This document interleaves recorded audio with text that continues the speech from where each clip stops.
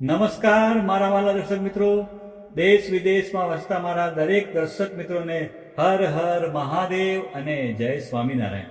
મિત્રો, આજના વિડીયોમાં આપણે ખજૂર વિશે વાત કરવાના છીએ. ખજૂરની અંદર કયા કયા પોષક તત્વો હોય છે, કેટલી માત્રામાં ખજૂર ખાવી જોઈએ, કયા લોકોએ ખજૂર ન ખાવી જોઈએ, કયા સમયે ખજૂર ખાવી જોઈએ, તેના બધા જ પ્રશ્નોના જવાબ આપવાનો પ્રયત્ન કરીશ. સાથે સાથે ડાયાબિટીસના જે લોકો છે એ લોકોએ ખજૂર ખાવી જોઈએ કે ન ખાવી જોઈએ, તે બધા જ પ્રશ્નોના જવાબ આપવાનો પ્રયત્ન કરીશ. તો તમે મારો વિડીયો છેલ્લે સુધી જોજો. મિત્રો, ખજૂર એક ખૂબ જ પૌષ્ટિક અને સ્વાદિષ્ટ સૂકો મેવો છે. તેમાં હાજર ફાઈબર, આયરન, પોટેશિયમ અને વિટામિન્સ શરીરને ઉર્જાવાન અને સ્વસ્થ બનાવવામાં તમારી મદદ કરે છે. મિત્રો, દરરોજ ખજૂર ખાવાના ઘણા બધા ફાયદા છે. હાડકાં અને પાચન તંત્રને મજબૂત બનાવવાની સાથે તે હૃદયને પણ સ્વસ્થ રાખવાનું કામ કરે છે. મિત્રો, વાત કરીએ તો નેશનલ લાઇબ્રેરી ઓફ મેડિસિનમાં પ્રકાશિત થયેલા એક અભ્યાસ મુજબ ખજૂરમાં સોજા વિરોધી, બેક્ટેરિયા વિરોધી, ગેસ્ટ્રોપ્રોટેક્ટિવ અને કેન્સર વિરોધી ગુણધર્મો હોય છે. અને સંશોધનો એ પણ દર્શાવે છે કે ખજૂરમાં હાજર પોલિફિનોલ્સ અને ફ્લેવોનોઇડ્સ જેવા એન્ટીઓક્સિડન્ટ હૃદય રોગનું જોખમ ઘટાડવાનું કામ કરે છે. તેથી આજના વિડીયોમાં આપણે વાત કરવાના છીએ કે ખજૂર આપણા સ્વાસ્થ્ય માટે કેટલી ફાયદાકારક છે, ખજૂર ક્યારે અને કેટલી ખાવી જોઈએ, અને શું ડાયાબિટીસના દર્દીઓ પણ ખજૂર ખાઈ શકે ખરા? તો મિત્રો, આપણે પહેલી જ વાત કરશું કે ખજૂરની અંદર કયા કયા પોષક તત્વો હોય છે.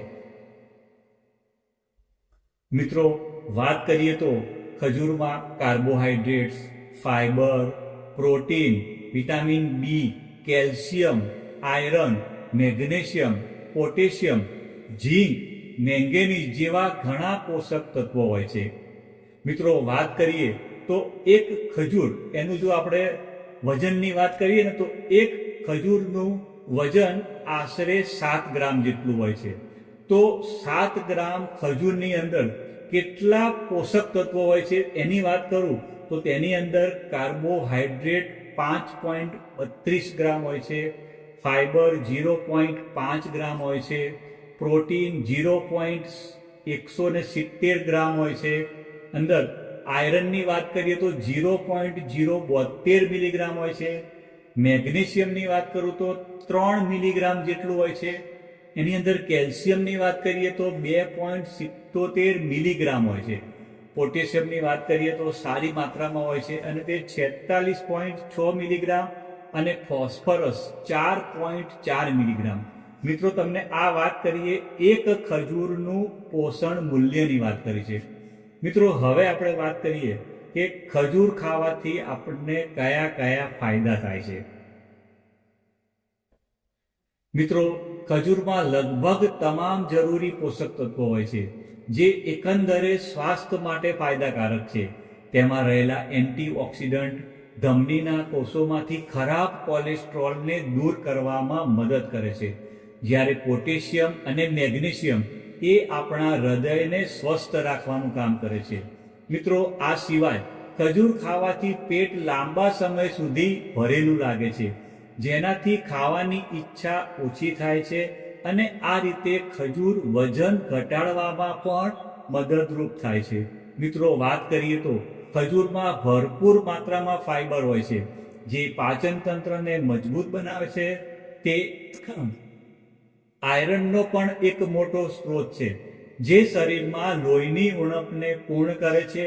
તેમાં હાજર કેલ્શિયમ, ફોસ્ફરસ અને મેગ્નેશિયમ હાડકાં અને સ્નાયુઓને મજબૂત બનાવવાનું કામ કરે છે. મિત્રો, હવે આપણે વાત કરીએ તો રોજ જો તમે ખજૂર ખાઓ છો તો ખજૂર ખાવાથી આપણને કયા કયા ફાયદાઓ થાય છે. તો મિત્રો, હું તમને 10 ફાયદા વિશે વાત કરીશ. તો પહેલો જ ફાયદા વિશે વાત કરું તો તે પાચન તંત્રને મજબૂત રાખવાનું કામ કરે છે, તે રોગ પ્રતિકારક શક્તિ વધારવાનું કામ કરે છે, તે હાડકાને મજબૂત બનાવવાનું કામ કરે છે, તે હૃદયના સ્વાસ્થ્યને સારું રાખવાનું કામ કરે છે, તે બ્લડ સુગર વધારતું નથી, બ્લડ પ્રેશરને મેન્ટેન એટલે કે જાળવી રાખવાનું કામ કરે છે, લોહીની ઉણપને દૂર કરવાનું કામ કરે છે, આંતરડામાં સારા બેક્ટેરિયાની સંખ્યામાં વધારો કરવાનું કામ કરે છે અને તે આપણા વાળ અને આપણી સ્કિન માટે ખૂબ જ ફાયદાકારક છે. મિત્રો, હવે વાત કરીએ તો ખજૂર ખાવાથી આપણું મન તાજું રહે છે. તેમાં ઘણા પોષક તત્વો હોય છે જે મગજ માટે ફાયદાકારક હોય છે. ખજૂરમાં ગ્લુકોઝ અને ફ્રુક્ટોઝ જેવી કુદરતી શર્કરા હોય છે જે માનસિક તણાવ દૂર કરે છે અને મગજને વધુ સક્રિય રાખે છે. મિત્રો, હવે વાત કરીએ તો ખજૂર ખાવાની સાચી રીત કઈ છે. મિત્રો, ખજૂર ખાવાના જો યોગ્ય સમય વિશે આપણે વાત કરીએ ને તો તે સવારે ખાલી પેટે. મિત્રો, આ માટે રાત્રે ખજૂરને પાણીમાં પલાળીને રાખો અને સવારે ખાલી પેટે ખાઓ. તેને પાણીમાં પલાળીને ખાવાથી તેનું પાચન સરળ બને છે. જો કે સૂકી ખજૂર પણ ખાઈ શકાય છે. આ સિવાય તમે રાત્રે દૂધ સાથે પણ ખજૂરને ખાઈ શકો છો. મિત્રો, હવે પ્રશ્ન એ થાય કે કેટલી ખજૂર ખાવી જોઈએ. મિત્રો, વાત કરીએ તો દરરોજ 2 થી 3 ખજૂર ખાવાથી શરીરને જરૂરી પોષક તત્વો મળે છે. જો પાચન તંત્ર સારું હોય તો તમે 4 થી 5 ખજૂર પણ ખાઈ શકો છો, પણ એનાથી વધુ ન ખાવી જોઈએ. મિત્રો, હવે પ્રશ્ન એ થાય કે ખજૂરને આહારમાં કેવી રીતે આપણે સામેલ કરી શકીએ. મિત્રો, તમે દૂધમાં 2 થી 3 ખજૂર નાખો અને તેને સારી રીતે ઉકાળો અને પછી તમે એને પી શકો છો. ખજૂરને દલિયા, ખીર અથવા ઓટ્સ સાથે પણ તમે ભેળવીને ખાઈ શકો છો. મિત્રો, તમે હલવામાં ખાંડને બદલે ખજૂર પણ તમે ઉમેરીને ખાઈ શકો છો. તમે કેળામાં ખજૂર મિક્સ કરીને સ્મૂધી બનાવીને પણ પી શકો છો. તમે ખજૂરને અન્ય સૂકા ફળો સાથે ભેળવીને પણ લાડુ બનાવીને પણ તમે ખાઈ શકો છો. મિત્રો, હવે પ્રશ્ન એ થાય કે ડાયાબિટીસના દર્દીઓએ ખજૂર ખાવી જોઈએ કે નહીં. મિત્રો, જો વાત કરીએ તો ખજૂરમાં કુદરતી ખાંડ હોય છે. તેનો ગ્લાયસેમિક ઇન્ડેક્સ ઓછો છે, જેના કારણે તે બ્લડ સુગરને અચાનક વધવા દેતું નથી. તેથી ડાયાબિટીસના દર્દીઓ પણ તેને ખાઈ શકે છે. જો કે ખજૂર ખાતા પહેલા તેમણે એકવાર ડૉક્ટરની સલાહ લેવી જ જોઈએ. મિત્રો, હવે વાત કરીએ કે વધુ પડતી ખજૂર ખાવાથી કંઈ નુકસાન થાય ખરું. મિત્રો, ખજૂર સ્વાસ્થ્ય માટે તો ફાયદાકારક છે, પણ કોઈ પણ વસ્તુનો અતિરેક એ ખરાબ છે.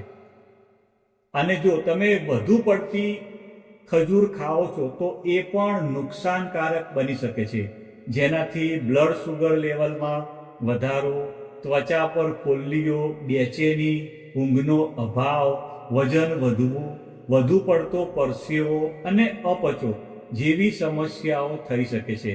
આ ઉપરાંત વધુ પડતી ખજૂર ખાવાથી પેટમાં ખેંચાણ અને ઝાડા જેવા પણ લક્ષણો થઈ શકે છે. મિત્રો, હવે કયા લોકોએ ખજૂરને ન ખાવી જોઈએ. મિત્રો, જે લોકોને ઝાડા, કિડનીની બીમારી, સ્થૂળતા અને એસિડિટીથી પીડાતા હોય એ લોકોએ ખજૂર ખાવાનું ટાળવું જોઈએ.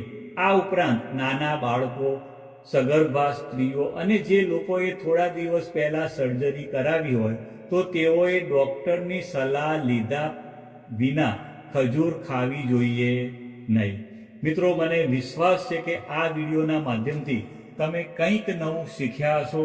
અને જો તમને મારો વિડીયો સારો લાગ્યો હોય તો લાઈક જરૂર કરજો.